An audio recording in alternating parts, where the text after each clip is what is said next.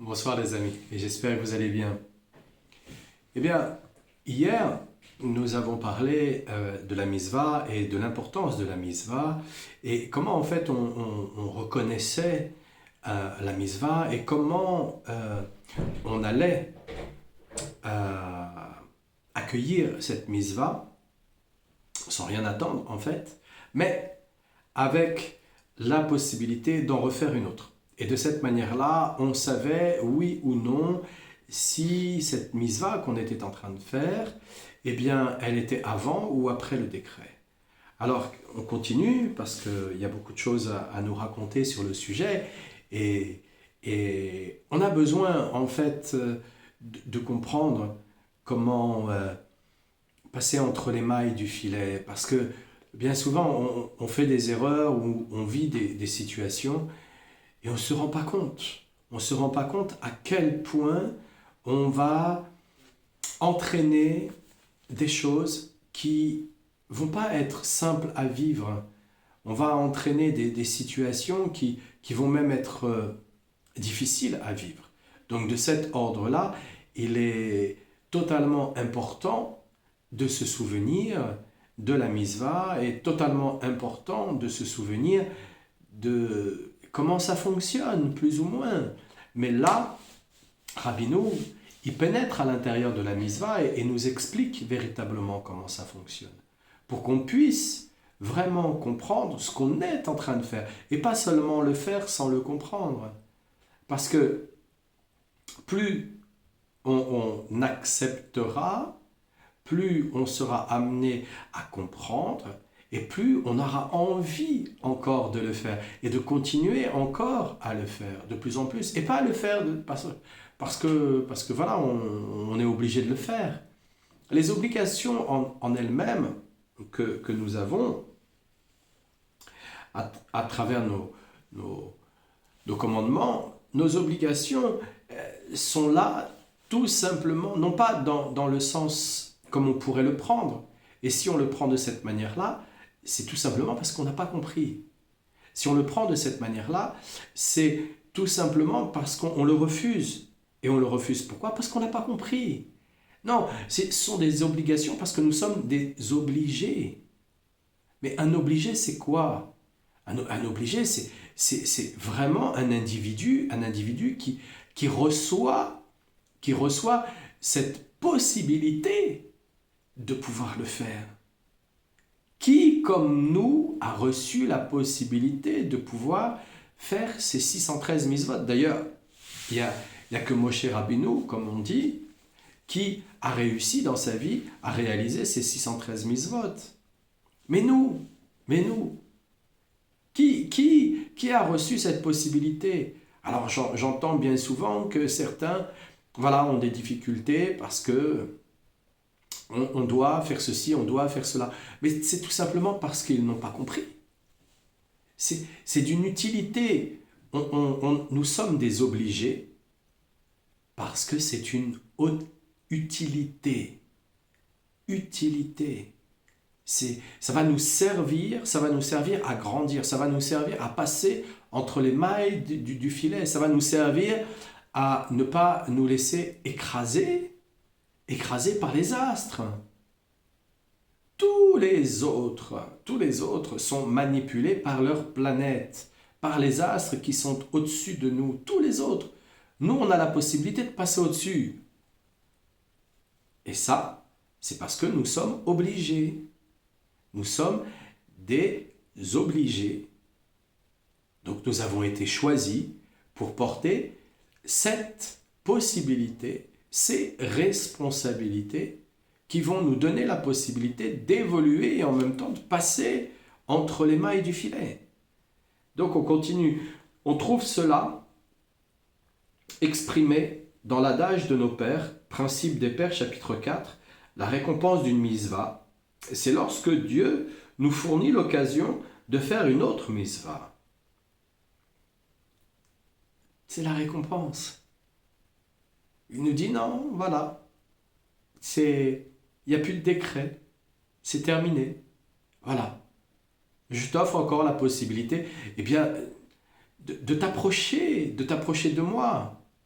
On s'approche de plus en plus d'Hachem en faisant les mitzvahs et en ayant la récompense de faire une autre mitzvah parce qu'on se rapproche de plus en plus d'Hachem. Hachem s'est donné. Il a besoin de personne. Il ne fait que donner. Il n'attend rien en retour. Il ne fait que donner. Il va même se mettre dans l'erreur d'avoir diminué la lune juste pour demander pardon. Juste pour nous montrer que ce chemin, il est grand, il est immense, que là, grâce à ça, on va avoir un accès.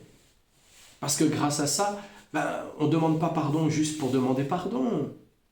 On veut aussi, on cherche aussi à faire une mitzvah, à faire quelque chose de bien.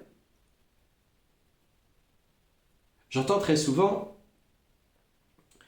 qu'on me dit qu'on est en désaccord avec ses propres parents. Mais être en désaccord avec nos propres parents, tant que nos parents ne nous ont pas vendus, tant que nos parents n'ont pas été dans la pédophilie, tant que nos parents ne nous ont pas battus à mort, attachés avec une chaîne au fond d'une cave, tant qu'ils nous ont donné à manger, ils nous ont donné une éducation, leur éducation avec leur compréhension, ils nous ont donné un toit, leur toit, ils nous ont donné la possibilité de faire aussi des études. Mais nos parents, on doit les honorer.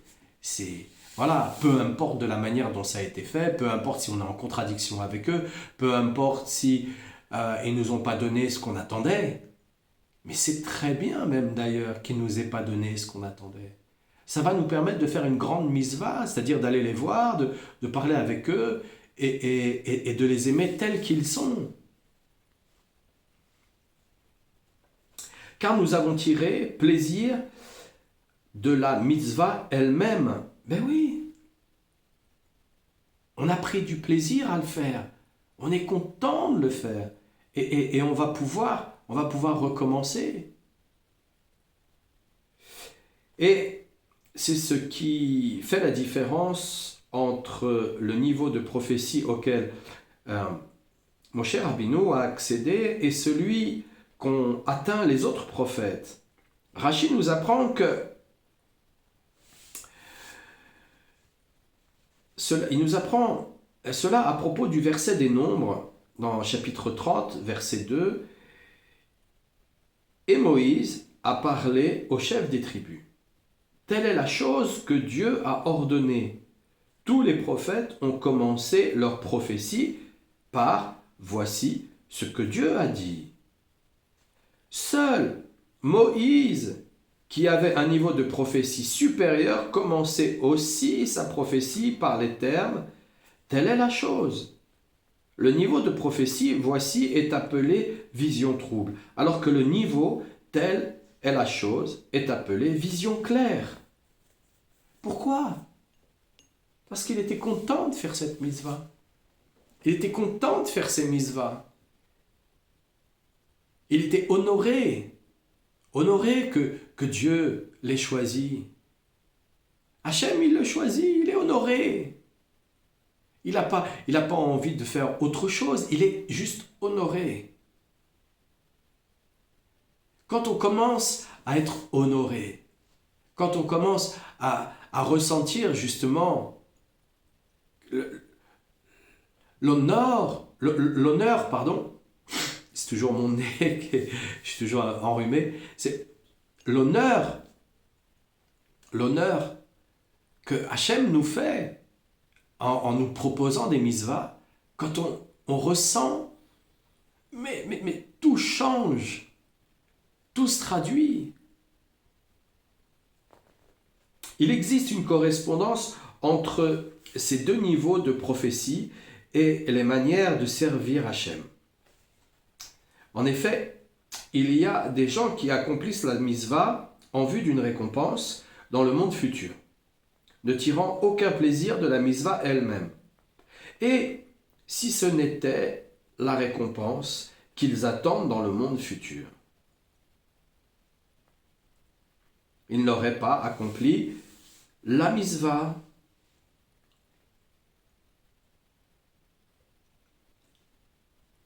Si on fait des mitzvahs pour avoir une bonne place dans le monde futur, si on agit de cette manière-là, on n'est pas du tout dans l'actualité, on n'est plus du tout dans le monde présent. Qu'est-ce qu'on fait de ce monde présent? Ce monde présent est le plus important quelque part. Non pas le passé qu'on a vécu, non pas le futur qu'on va vivre. Le monde présent, l'instant même dans lequel on se trouve. Ça, c'est très important. Ça, c'est très important parce que ça nous donne la possibilité de voir où est-ce que nous en sommes. Et en même temps, ça nous apporte les bienfaits de reconnaître où est-ce que nous en sommes. Nous ne reconnaissons pas où nous en sommes pour nous diminuer. J'entends trop souvent des gens qui vont se diminuer. Non. On doit s'auto-féliciter, justement. On va reconnaître l'erreur qu'on a faite. Mais l'erreur qu'on a faite, on la reconnaît pour s'améliorer. Ça fait partie du libre choix. Être dans le moment présent, c'est nous donner la possibilité de savoir utiliser notre libre arbitre. Auquel cas, comment on fait pour utiliser notre libre arbitre? On ne sait pas. Le monde futur, c'est le monde futur. On a à vivre une seule vie à la fois, si on n'a pas besoin de revenir. C'est une seule vie à la fois. Donc dans cette vie-là, on a à mettre le paquet, tout ce qu'on peut. Donc quand Hachem, il vient nous récompenser en nous donnant une autre mitzvah, mais c'est merveilleux. D'une, on en a une autre, et on en aura une autre, et on en aura une autre, on en aura une autre. Donc on doit se réjouir, puisque c'est comme ça que notre maître, Moshe Rabbeinu, à tous, nous a montré le chemin. Tous les autres prophètes disaient Dieu a dit, Hachem a dit, il a parlé. Moshe Rabbeinu, il parlait. Ça change la donne. Je ne sais pas si vous comprenez. Ça change totalement la donne. On n'est plus du tout dans je me sens obligé de rendre service. Je me sens obligé d'aider quelqu'un. Je me sens obligé de tourner mes yeux devant quelque chose qui n'est pas correct à regarder.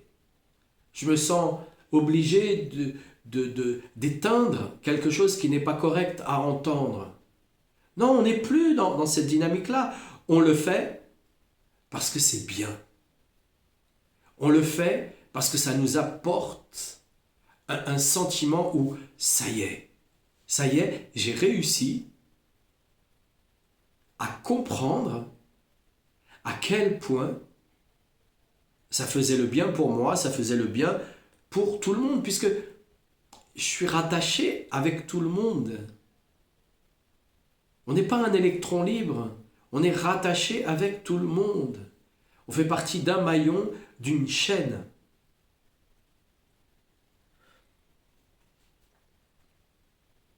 Cette attitude correspond au niveau de prophétie. Voici, correspondant à une vision trouble, comme si quelqu'un voyait un objet situé à une distance lointaine, équivalent à l'attitude de celui qui accomplit la mitzvah en vue d'une récompense qui lui sera donnée dans un futur éloigné, voire après ce monde-ci. Par contre, le prophète qui commence sa prophétie par les termes « Telle est la chose », correspond à celui qui ne désire pas recevoir la récompense pour la mitzvah qu'il a faite, mais désire faire la mitzvah pour elle-même. Car la mitzvah lui procure une joie telle qu'il répugne à recevoir une récompense aussi importante soit-elle, si bien que son monde futur est la mitzvah elle-même.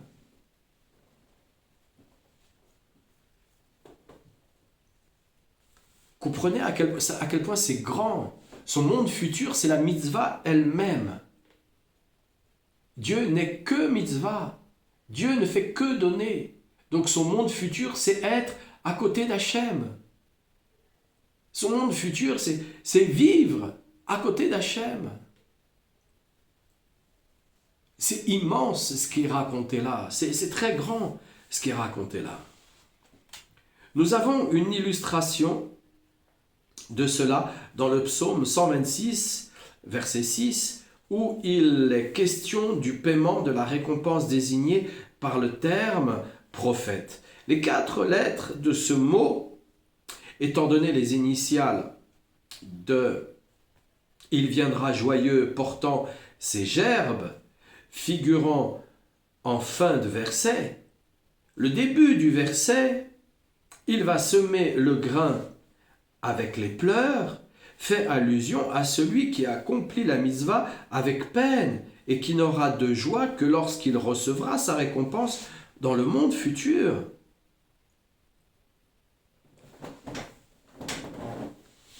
Je nous pose la question. À quoi ça sert d'attendre le monde futur? À quoi ça sert d'attendre le monde futur? Parce que on a fait des mitzvahs, donc on attend de recevoir des récompenses dans le monde futur. À quoi ça sert? Ça sert à ne pas vivre. On ne vit pas. On est à moitié vivant dans ces cas-là. On fait les choses par obligation. Voilà. On fait les choses par obligation. Mais il n'y a aucune obligation. Il n'y a aucune obligation. Non. Par contre, si nous ne sommes pas ce que nous sommes en réalité, alors là, on se sent mal dans sa peau. Là, on n'est pas du tout soi-même, donc on n'est peut pas trouver son chemin, on ne peut pas trouver sa mission de vie, on n'est pas à sa place. Parce qu'on n'est pas du tout soi-même, on refuse d'être soi-même. On est né juif. En tant que juif, on a l'obligation de servir Hachem. On a l'obligation de vivre ce service avec la joie, de reconnaître qu'on a été choisi alors que tant d'autres attendent quelque part, espèrent quelque part. Et quand ils ont perdu leur espérance et quand ils en ont marre d'attendre, alors ils inventent autre chose. Ils ont inventé des partis politiques, ils ont inventé des religions, ils ont inventé tout un tas d'histoires, parce qu'ils en avaient marre. Ils perdaient patience. Comprenez pas? C'est un cadeau. Un cadeau. Quand on le vit dans le moment présent et qu'on n'attend pas le monde futur, c'est un cadeau. Tiens, là maintenant, je vais pouvoir rendre ce service. On me fait un cadeau. Ah, je m'y attendais pas. Ah, je peux pas. Ah, c'est pas possible. Ah, voilà, on va se raconter des quantités d'histoires pour ne pas le faire. Et qu'est-ce qui se passe après? Après, on pleure sur notre sort. Parce qu'on se dit, ah, Hachem, pourquoi tant de rigueur? Pourquoi tu me fais vivre ça? Pourquoi tant d'opposition dans ma vie? Pourquoi de difficultés? Pour quelle raison je dois vivre ces choses-là? Mais non, mais non, mais non, c'est des leurres, ça. C'est des leurres. De la manière dont le cinéma mental a été construit avec la naissance de l'enfant, eh bien, il apporte ce leurre. Il apporte ce leurre pour que on se fasse attraper par la culpabilité et qu'on reste attaché à cette culpabilité en disant oui, alors j'ai pas fait assez, j'étais pas assez. Non, c'est pas ça.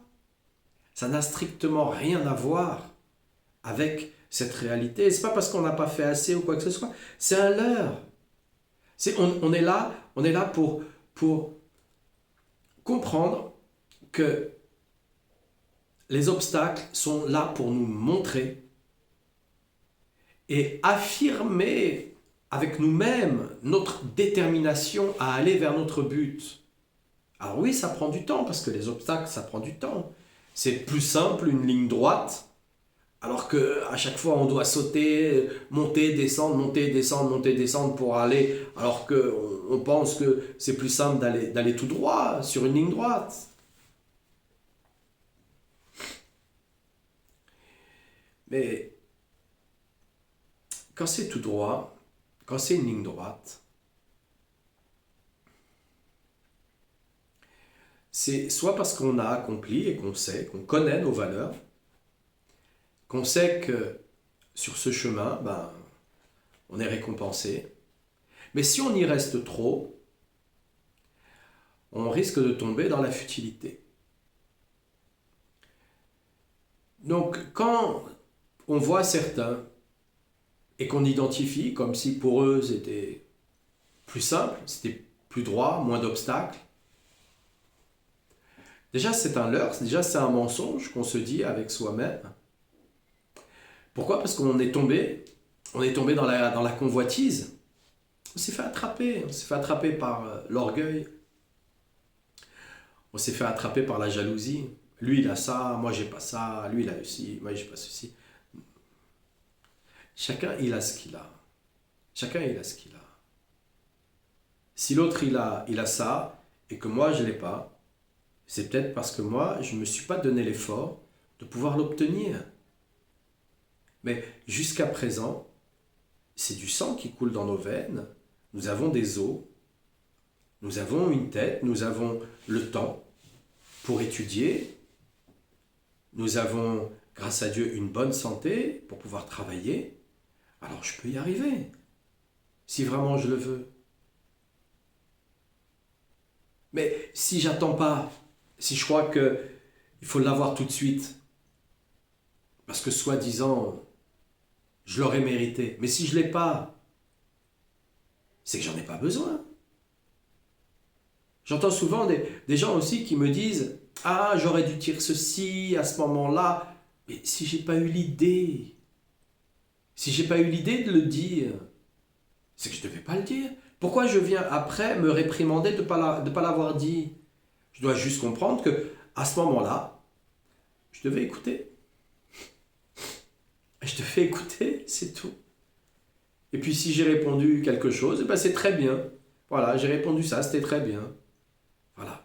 Et si je ne sais pas, si j'ai pas envie de dire oui ou j'ai pas envie de dire non, je dis pas tout simplement, je réfléchis. On se donne la possibilité. C'est une mitzvah. C'est une mitzvah de ne pas tenir l'autre en otage. On le libère. Libérer quelqu'un, c'est une mitzvah. Donc on lui dit, pour l'instant, je ne sais pas, je dois réfléchir. Voilà, mais non, mais qu'est-ce que je ne vous ai pas dit pour que vous puissiez réfléchir? Non, ça n'a rien à voir avec vous.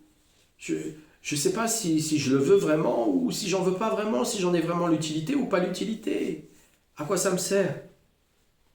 Est-ce que j'ai besoin? Est-ce que j'ai pas besoin? À quoi ça me sert? Est-ce que ça va servir à ma famille? À quoi ça me sert? Donc on libère l'autre. Et si on arrive trop tard pour pouvoir l'acheter ou pour pouvoir l'avoir, c'est que c'était pas nécessaire. On a hésité, c'était pas nécessaire. C'était pas encore ça. Quand ça va être véritablement ça, alors on va l'avoir. Bien, la mitzvah, lorsqu'on l'accomplit et qu'on attend juste de recevoir une autre mitzvah en récompense, qu'on n'attend pas de thésauriser dans le monde futur, alors à ce moment-là, on a compris à quel point la mitzvah était la plus grande des récompenses. Pour nous-mêmes, nous croyons faire un cadeau à quelqu'un parce que nous lui offrons de l'argent. Mais en vérité, nous ne lui offrons pas de l'argent. C'est lui qui nous offre la possibilité de lui offrir de l'argent. C'est lui qui nous offre la possibilité de lui rendre service. C'est pas nous qui lui rendons service. Il nous donne la possibilité de le faire.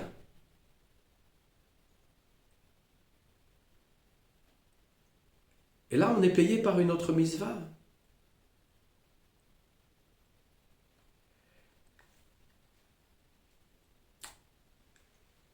Et donc, il nous explique aussi, par contre, celui qui se trouve au niveau du prophète, dont la prophétie est de l'ordre de telle est la chose, c'est celui qui ne désire pas recevoir de récompense pour la mitzvah accomplie, mais désire faire la mitzvah pour elle-même. C'est la personne qui trouve à ce point de la joie dans l'accomplissement de la mitzvah, qu'elle répugne à recevoir une récompense aussi importante soit-elle, si bien que son monde futur est la mitzvah elle-même. C'est ce que véhicule la notion du paiement immédiat de la récompense. Car la prophétie, au niveau de telle est la chose, est une vision claire, comme si l'on voyait la chose de près. Ça devient une évidence. C'est une évidence. Tant que les situations ne sont pas des évidences, on ne regarde pas les choses de près. On a l'impression que c'est loin. On a l'impression qu'on ne va jamais y arriver. On a l'impression qu'on ne va jamais pouvoir le faire. Non, c'est une évidence, c'est là, c'est une évidence, c'est comme ça peut pas être autrement de toutes les façons. On voit la chose, elle est claire, elle est comme ça. De manière claire et pure. C'est clair, c'est comme ça.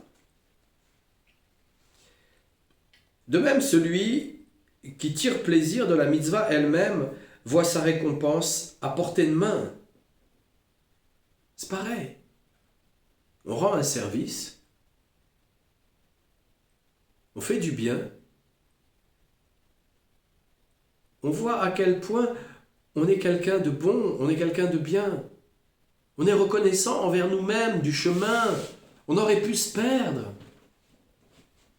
De la manière dont on est arrivé ici, sur Terre, on aurait pu se perdre.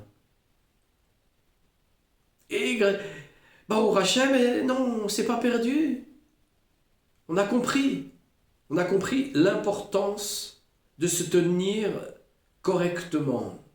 On a compris l'importance de ne pas se mélanger à ceux qui complotent, qui volent, qui font des escroqueries, qui mentent, qui sont injurieux, qui manipulent. On a compris que c'était pas ça.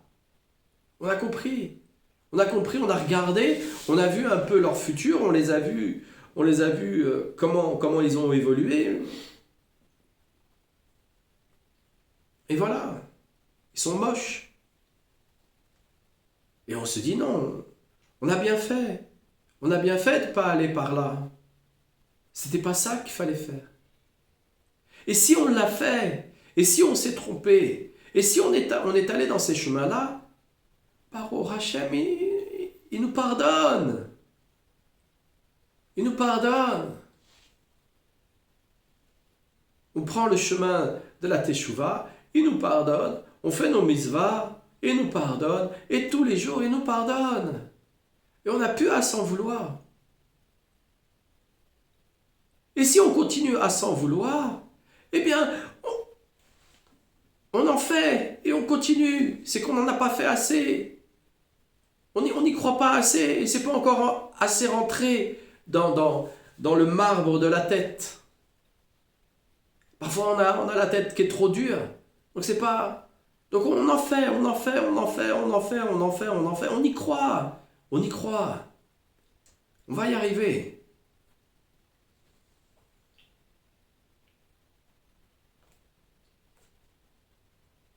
Et les autres sont très très heureux de pouvoir aider. Très très heureux.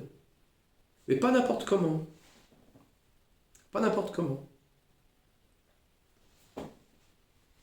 Faire très attention. Il y a trop de malins qui se cachent et qui veulent profiter de la gentillesse des uns et des autres, du service des uns et des autres. Parce que, à force de le faire, on a le risque de tomber dans la naïveté, dans le manque de réflexion.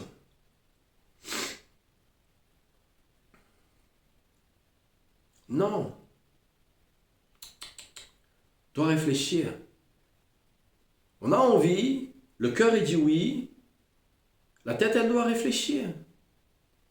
La tête elle dit oui, le cœur il doit réfléchir. Le cœur il va réfléchir la lumière. La tête elle va analyser les situations. Elle va ouvrir grand ses yeux, grand ses oreilles. Elle va demander des preuves. Et ensuite, elle aura réfléchi. Elle n'est pas pressée. On se fait avoir parce qu'on est pressé.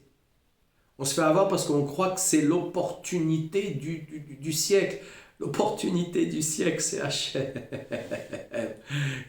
C'est que Hachem, l'opportunité du siècle. Il n'y a pas d'autre possibilité. Il n'y a pas d'autre possibilité. On ne va pas partir avec nos opportunités. On ne va pas partir avec... Non. On va partir avec ce que l'on est. Avec ce que l'on est.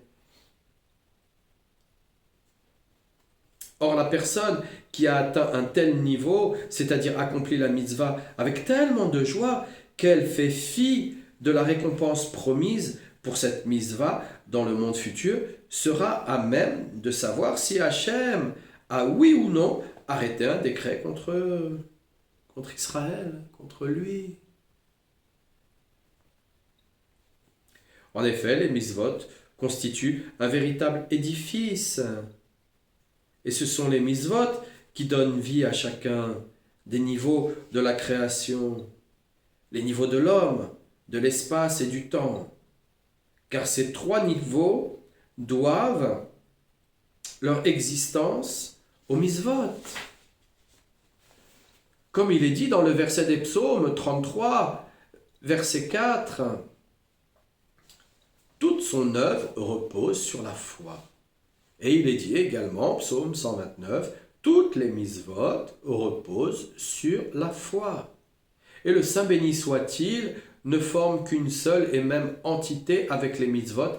Et lorsque l'œuvre qu'il a faite est conforme à ce qu'il attend d'elle, Dieu se réjouit et prend du plaisir à sa création, comme il est dit dans le psaume 104, verset 31, que Dieu se réjouisse de ses œuvres.